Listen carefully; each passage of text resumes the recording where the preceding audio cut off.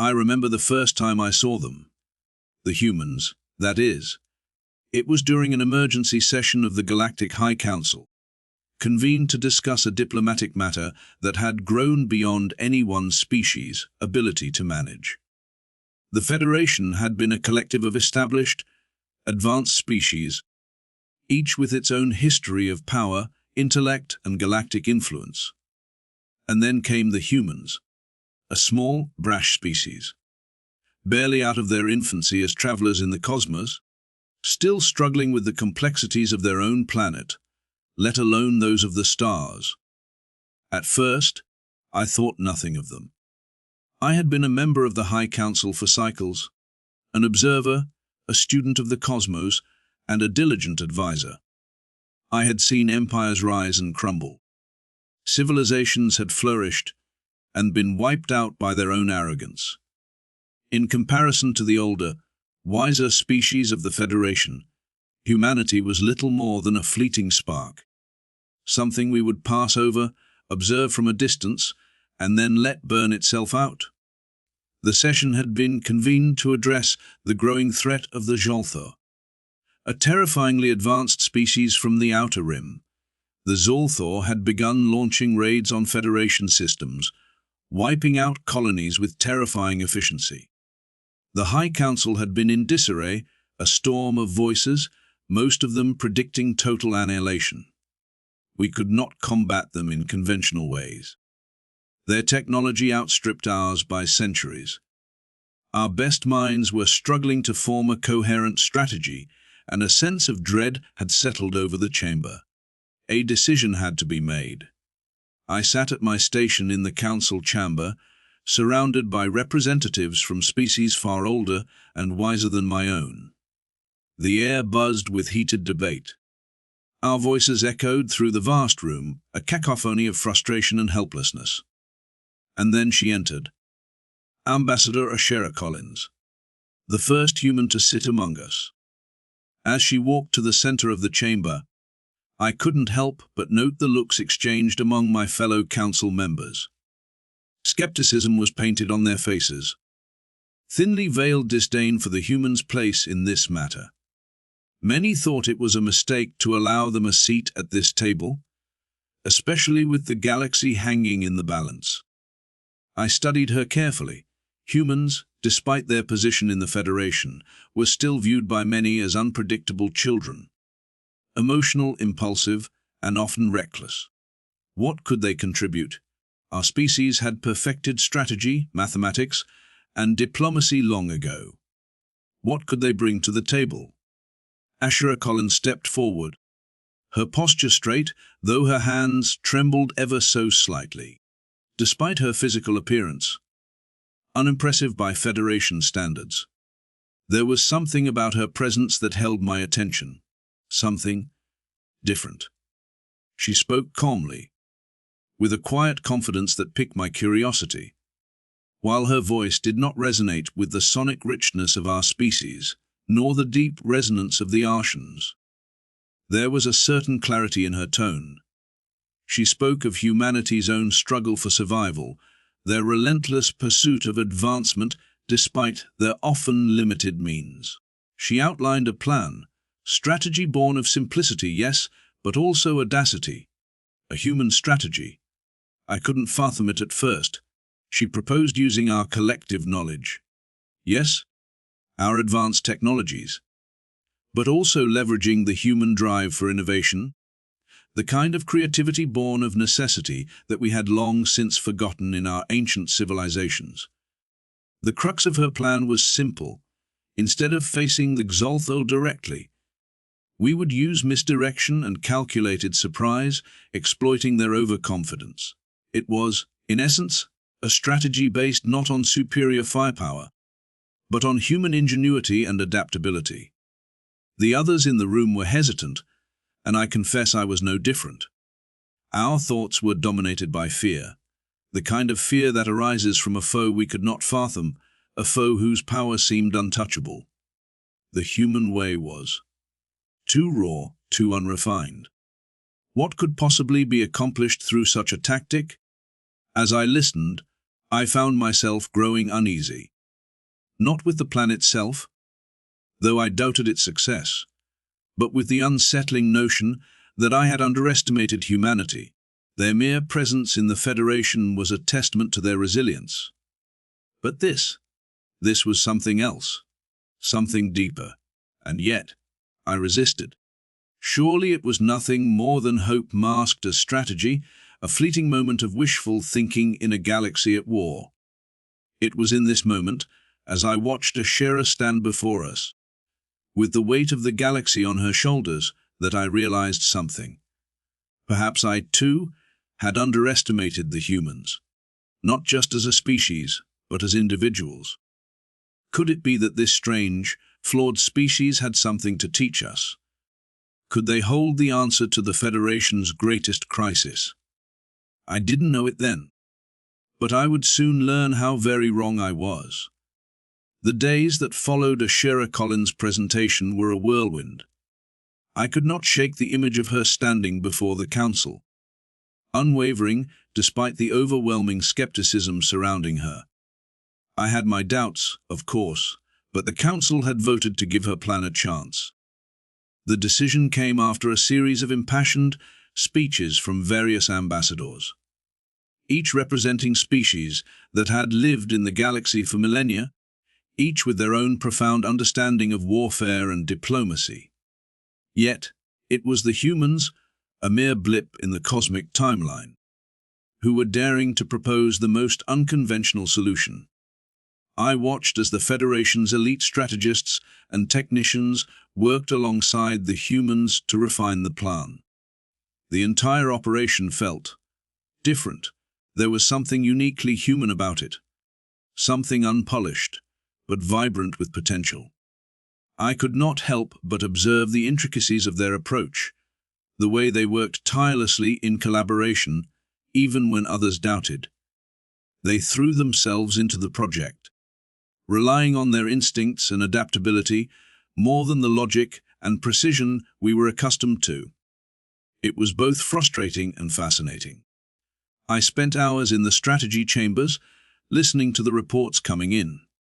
The humans, rather than focusing on brute force, had instead advocated for using misinformation, deception, and indirect engagement. They were suggesting creating false targets, shifting Salther focus onto areas of no significance, while we prepared the real strike in a location they least expected. At first, I could hardly contain my disbelief. The Salther were powerful, far more powerful than any of us, and our attempt to deceive them seemed a monumental waste of resources. But the humans persisted, refining their tactics, insisting that unpredictability was the key. They had nothing to lose and everything to gain, whereas the Federation was already teetering on the edge of collapse. Ashera, I noted, never wavered in her confidence, no matter how many times her plan was challenged. It was then that I began to see it. The human ability to turn adversity into opportunity. Where others saw a losing battle, they saw a chance for triumph. I watched as they gathered every piece of information, studied Xaltha battle patterns, learned their language, mapped their star systems, and used it against them.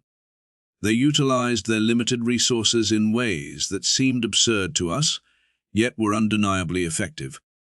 They crafted makeshift technologies, devices designed for one purpose, but repurposed for another. What struck me most was the way Ashera led the charge. She did not rely solely on intellect. She relied on the human spirit, the same spirit that had driven them to conquer their world despite their lack of advanced technology. That same spirit, it seemed, was driving them now. They were willing to take risks where others would hesitate. They saw the Xaltha's superior technology not as an obstacle, but as something they could use to their advantage. I began to question my assumptions about the humans.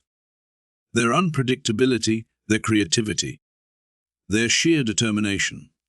These were qualities that no other species seemed to possess in such abundance. Even now, I could not fully understand it, but I could not ignore it either. What had once appeared to be a haphazard plan seemed, slowly, to be forming into something far more formidable. And then the moment came. Ashira gathered us once again in the heart of the council chamber. The plan was ready. It was time to launch the operation. I had never seen her so resolute. She spoke to us not with the polished rhetoric of an experienced diplomat, but with the raw intensity of someone who had placed everything on the line. "This is not just a strategy," she said. "This is a chance for humanity to prove itself. This is our moment." It was in that moment that I understood. This was not just a battle for survival. This was humanity's declaration. They were no longer to be underestimated. I could see it in her eyes. The fire of a species that had overcome its own limitations time and time again, and now stood poised to challenge the might of the Zulthor. It was no longer just her plan. It was the human spirit itself, embodied in her resolve. I found myself standing beside her, not as a skeptic, but as an ally. The Federation may have doubted them, but I would not. The first wave hit us like a force of nature, disorienting, chaotic, and terrifying. I was stationed in one of the Federation's flagship command centers when the transmission came through. A low-frequency signal that was barely perceptible at first. It was human-made, and the sound it produced was unlike anything I had ever heard. The human engineers had claimed it was a form of subsonic distortion, a weapon of sorts designed to confuse enemy communications. I never imagined it would work. We had watched for years as the Zulthor obliterated worlds with their devastating weapons, leaving entire civilizations in ruins. But this was different. They had no warning. They could not anticipate the assault. At the heart of it all was Ashira's strategy, the misinformation campaign. I remember hearing the first reports as they came through the Galactic communication channels. The Zulthor were confused. Their most advanced warships were at a loss, unable to differentiate between false signals and real threats. Their fleet scattered, each ship acting independently, trying to respond to false data. Their sensors were overloaded, filtering through decoy signals, each one mimicking a target within the Federation's borders. And then came the surprise. In that moment, I saw it. Humans had given the Zulthor a taste of their own medicine. Unpredictable, confusing, disorienting. For once, they were the ones caught off guard. I watched from the command center as the Federation's forces advanced. The Zulthor were so focused on following their deceptive trails that they failed to recognize the true danger. The Federation's fleet moved swiftly, systematically, and without hesitation, capitalizing on the Zulthor's disarray. Ashira's plan, it seemed, was working. But what struck me the most wasn't the strategy itself. It was the humans' tenacity. I had watched them over the course of those critical days, as they worked together without hesitation. Their engineers, their military tacticians, even their scientists. All of them united by a common goal. They didn't hesitate to take the risks their superiors would never allow. They adapted faster than we did, always one step ahead, making modifications and improvements in real time as they learned from their mistakes. It became clear then that the Federation had not just underestimated the humans' capabilities, it had underestimated their spirit. It was not their advanced weaponry or technologies that were changing the tide. It was their ability to think on their feet, to stay flexible in the face of overwhelming odds. As I watched the battle unfold, I realized that their greatest strength was their willingness to adapt, to improvise, to keep pushing forward even when the odds were stacked against them. In the hours that followed, the Federation's forces struck with precision. The Zulthor began to falter, retreating in confusion, unable to handle the chaos the humans had introduced. It was a victory unlike any we had seen before. As the first wave of Zolthor warships were driven off, I sat alone in the observation room, taking it all in. My mind was racing. The humans had done the unthinkable. They had not only turned the tide of battle, they had redefined what was possible. I had heard stories of their resilience, but I had never believed them to be true. Now, I saw it firsthand. These humans, who had once been a laughingstock in the galactic community, had proven themselves to be formidable adversaries. Their resourcefulness, their ability to think outside the box, and above all, their refusal to accept defeat. These were the traits that had led them to victory. The Federation would never again look at humanity the same way. By the time the second wave of battle began, we had already seen significant changes in the landscape. The Zolthor were no longer the titans of war they once appeared to be. It was difficult for me to process, and even harder to admit, but the humans had done it.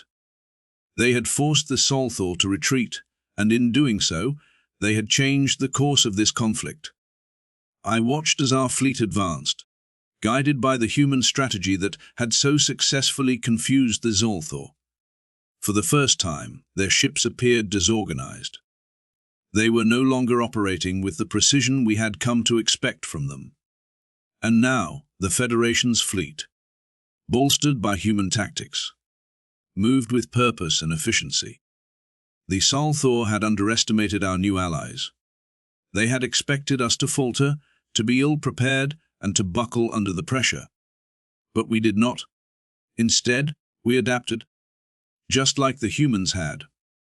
I stood in awe as I observed the way the Federation forces had come to rely on the human methods. The once distant species had integrated themselves so deeply into our operations that it felt as if they had been part of the Federation for eons. It was a strange sensation. It was as though we were witnessing a new type of warfare, something neither the Zolthor nor we had ever encountered. The humans used their knowledge of deception and disruption, not just in the battlefield, but in every facet of the war. One of their most impressive techniques was something they called signal interference. They didn't just block the Zolthor's communications, they infiltrated their networks, feeding them false information, leading them further and further from their objective. And just when the Zolthor believed they were winning, humans unleashed another wave of disinformation, sending their enemies into further chaos. It was during this stage of the war that I began to question the very nature of conflict. The Federation had always relied on advanced technologies and rigid strategies. But the humans, they were fluid, unpredictable. They didn't always rely on the tools at their disposal. Instead, they found ways to create new ones. Their creativity was their weapon, and they wielded it with precision. It was also clear that the humans had no intention of stopping. I had once believed that their enthusiasm for battle would wane, that they would grow weary as the fighting dragged on. But I was wrong. With each victory, they only grew stronger. I could see it in the way they carried themselves, in the unwavering belief that they would prevail. I watched as Ashera, once the reluctant leader, now took on a new role, one of quiet authority. It was clear that she had become a symbol for humanity's resolve. She was no longer just a strategist, she had become a beacon of hope for our entire alliance. The Zolthor might have been skilled at war, but Ashera had shown them something they had never anticipated, that a species could fight not just with weapons, but with its heart and mind. It wasn't just the military leaders who had proven themselves. As the war continued, it became evident that humans had woven themselves into every aspect of our alliance, from supply chains to medical operations. They had built infrastructure we never thought possible under such circumstances, proving time and again that their resourcefulness knew no bounds. The Zolthor, who had once seen them as a nuisance, were now seeing them as a real threat, an enemy who could not be underestimated. In the stillness of the command center, with the hum of battle echoing through the distant corridors, I felt a shift in the air. I knew that whatever came next, it would no longer be the same. The humans had secured their place among the stars, and no one, not even the Solthar, could take that from them. And yet, even as I wrote this, I realized that the true impact of their actions had not fully sunk in. They had proven that strength does not always come from size, technology, or numbers. It comes from the will to fight. No matter the odds, no matter the enemy. The humans had fought for their survival, for their place in the galaxy, and in doing so, they had earned my respect. They had earned the respect of the entire Federation. It is strange to think back on the early days of this war, when I still doubted the potential of the humans. Now, as the final stage of the conflict loomed ahead, it was no longer a matter of if we would win, but win. The Solthar were retreating, slowly but surely, their forces battered by human ingenuity. What had once seemed impossible was now a reality. They were defeated. As we approached the final battle, the Federation fleet, with its newfound human allies, stood poised for the decisive blow. It was a daunting sight. An armada of ships, both familiar and strange, drawn together by the shared goal of defeating a common enemy. But the atmosphere had changed. There was no fear, no uncertainty, only resolve. And beneath that, something else, a quiet sense of admiration. The humans had earned it. I had heard tales of the Zolthar's cruelty, of their overwhelming power, and of how their very presence struck fear into the hearts of even the most seasoned warriors. But the humans had not just survived their attacks. They had turned the tide. They had made the Solthar question their superiority, and in doing so, they had earned something more than just victory. They had earned a place in the history of the galaxy. It was Ashira who gave the final command. A single word from her lips, and the Federation's forces surged forward, bringing an end to the war that had defined the past few years. The Solthar, caught off guard by the precision and swiftness of the attack, were forced into retreat once again. Their ships, once imposing and invincible, now fled in disarray, unable to withstand the might of the united Federation. But the most remarkable thing was not the battle itself. It was the way the humans had carried it out. They were not merely fighting for survival. They were fighting for something greater, for the future of their species, for their place among the stars, and for the respect of the galaxy's most powerful civilizations. They fought not with brute force, but with intelligence, creativity, and an unbreakable will. I could see it clearly now as I watched the Solthar ships fall back into the void. The humans were not just participants in this war. They were its saviors. They had proven that no species, no matter how small or insignificant it might seem, could be underestimated. Not anymore. It was then that I realized. The Solthar had never understood what it meant to be human. They had never understood the depth of our tenacity, the fire that burned within us even in the face of certain defeat. They had underestimated humanity's capacity to adapt, to innovate, and to thrive. And in doing so, they had doomed themselves. As the final shots were fired, and the last of the Solthar ships retreated into the distant stars, I felt something I had not anticipated: relief. The war was over. And though the Federation had won, I knew that it was the humans who had won the galaxy's respect. For me, it was a humbling experience. To see a species that had once seemed so fragile and insignificant rise up to challenge an ancient, powerful enemy and come out victorious. There were no words for it. It was a reminder that even in a galaxy filled with strange, powerful beings, there is always room for those who refuse to accept their limits, for those who are willing to fight for their place in the universe. I wrote this in my journal not just as a record of events, but as a warning. Never again will anyone in this galaxy underestimate humanity. Never again will we be seen as weak or insignificant. For the humans have proven themselves, and they will not be forgotten. In the aftermath of the war, the galaxy was different. I could feel it in the air, in the way the Council now viewed us, in the way the other species looked at us.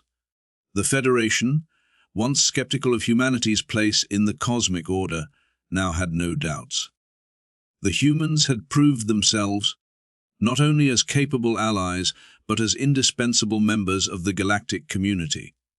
It was a quiet day when I sat down to reflect on what had transpired. The war was over.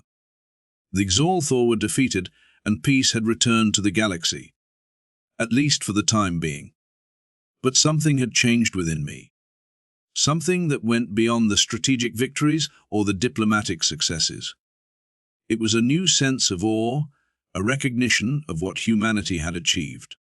I was sitting alone in my quarters, staring out at the distant stars, when a transmission arrived.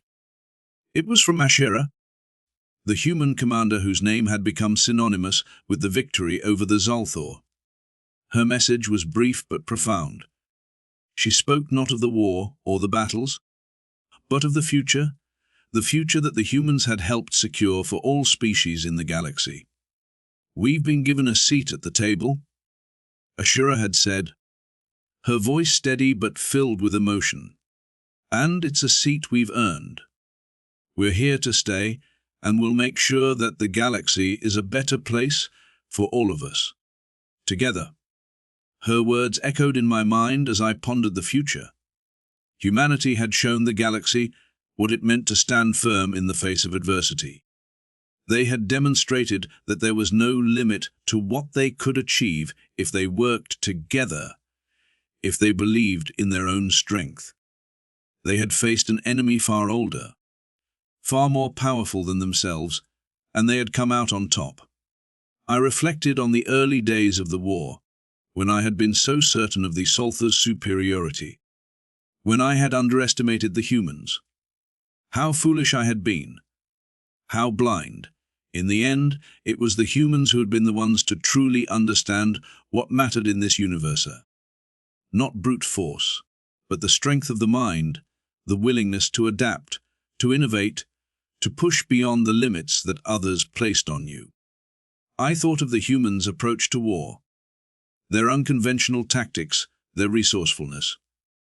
How many times had I witnessed their ingenuity in action, their ability to think outside the box when the galaxy's most advanced species had been stumped?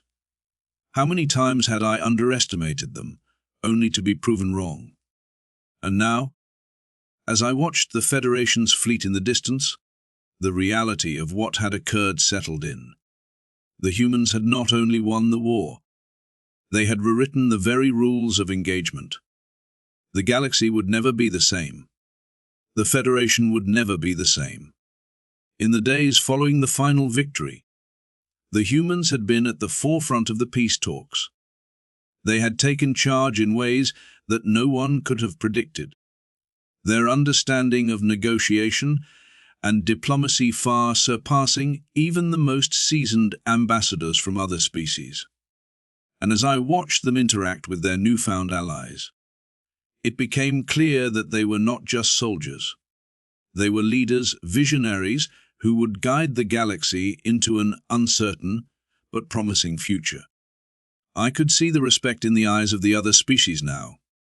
They looked at the humans with newfound reverence, understanding that this was no longer a species to be underestimated, no longer a species to be feared, but one to be admired. Humanity had earned its place in the stars. As I stood before the Council, watching Ashura take her seat as one of the newest representatives, I couldn't help but feel a sense of pride. Not just in what humanity had accomplished, but in what we all had accomplished together. The war was over, but the work was just beginning. And I knew, without a doubt, that humanity would be at the heart of that future. For they had proven that, when pushed to the edge, they would rise up.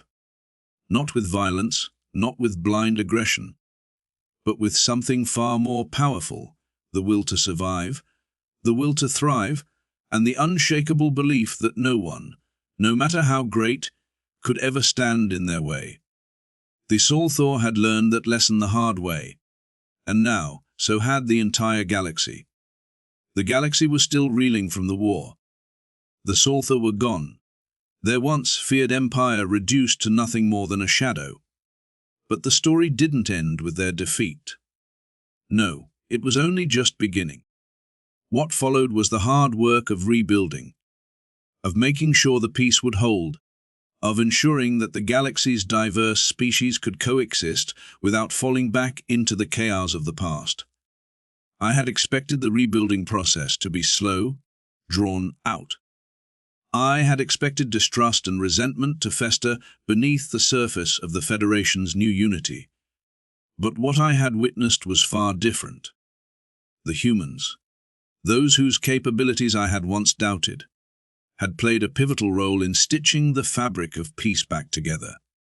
The leaders were tireless, working with the other species to create new alliances and strengthen old ones. But it wasn't just their leaders. It was every human, from the soldiers who had fought on the front lines to the civilians who had picked up the pieces in the aftermath. The humans had become the glue that held the Federation together, uniting species with different histories, languages, and cultures under one banner. There was one moment in particular that stood out to me. It was during a peace summit, one of many held in the wake of the war. Representatives from every corner of the galaxy gathered in a massive space station on the outskirts of Federation territory. The stakes were high. Nations that had once fought side by side now struggled to trust each other, and there was the ever-present fear that another war could break out at any moment. It was then that Ashara, the human commander I had come to respect deeply, stood before the entire assembly. Her presence commanded the room. She wasn't the tallest, or the strongest, or the most eloquent, but there was something about her. A quiet strength, a confidence in her own ability to get things done. And she did what no other leader had done before her. She asked not for power, but for cooperation. "We have all suffered," she said, her voice steady. "We've all lost something. But the only way forward is together. Let's not repeat the mistakes of our past. Let's make a future where war is no longer our first option, but our last resort." Her words weren't met with immediate applause. In fact, there was a long silence. Some of the representatives, from species that had fought tooth and nail for their survival, were reluctant to believe that such an ideal could come to fruition. But Ashira didn't give up. She continued to speak, not in grandiose terms, but in practical ones. She spoke of mutual aid, of rebuilding shared infrastructure, of ensuring that no one species would dominate the others. It was a speech that left a lasting impression, not just on the council, but on every representative in that room. Slowly, quietly, they began to agree. The discussions became less hostile, less combative. The humans had demonstrated, once again, the power of unity, the strength that came from looking beyond individual interests to something greater. By the end of that summit, agreements had been made, compromises struck. The Federation was stronger than ever before, not because of its military might, but because of the simple yet profound truth that Ashara had put forth: together we were stronger. Divided, we would fall. As I sat there, reflecting on the events that had unfolded, I found myself in awe of humanity once again. They had turned a situation of near, certain collapse into one of unity and promise. I could not deny it anymore. They were not only resilient, they were adaptable, capable of learning from their mistakes and growing stronger as a result. In their strength, they had found a way to bring all species into the fold, ensuring that the mistakes of the past were not repeated. I had underestimated them for so long.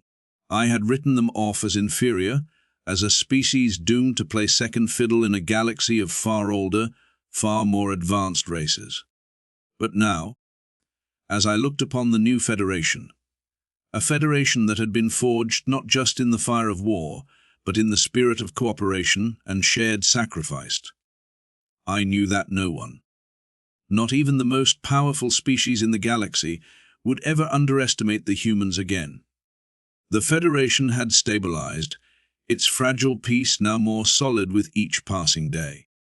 Still, I couldn't shake the feeling of awe and disbelief that had settled in me since the war. I had seen the humans as nothing more than a nuisance, an unpredictable species with little regard for the greater workings of the galaxy. But now, I was forced to acknowledge a truth that weighed heavily on me. Humanity had become indispensable. Their strength wasn't just in their ability to fight or to strategize, but in their resilience, their adaptability, and their unwavering drive to improve themselves and their surroundings. The humans had never been content to remain static. They had always pushed forward, always sought to better themselves, and when given the opportunity, they had shown the galaxy just how far their ambition could take them. The political landscape of the galaxy was shifting, and humans were at the forefront of this change. It was no longer a question of whether they belonged within the Federation. It was now a question of what role they would play in shaping its future. And yet, I couldn't help but wonder, were we, the other species of the Federation, ready for the changes they would bring? Would we be able to keep pace with their relentless drive, or would we fall behind, unable to adapt to the new order? The truth was, we had no choice but to adapt. The human presence in the Federation had become a stabilizing force. Their scientists and engineers had already made advances in technology that would have taken other species centuries to achieve. Their military prowess, though tempered by their desire for diplomacy, had proven time and time again to be a decisive factor in maintaining peace.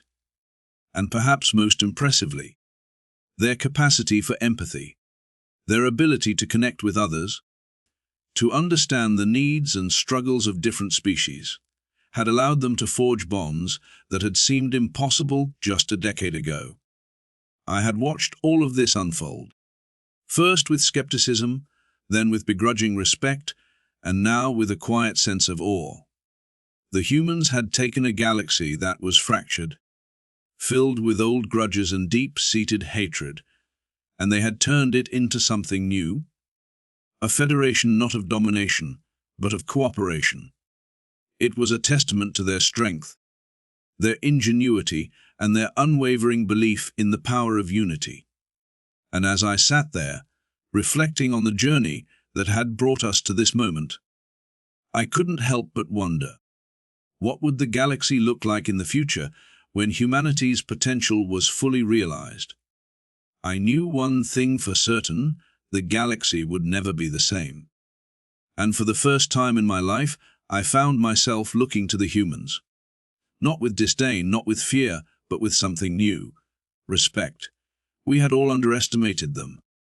And now, as they stood at the helm of this new era, the galaxy would have no choice but to acknowledge their strength, their wisdom, and their rightful place among the stars. Humanity had not just survived the tests of war, of hardship, of doubt. They had triumphed. And in doing so, they had proven that they were no longer the underdogs of the galaxy. They were its future,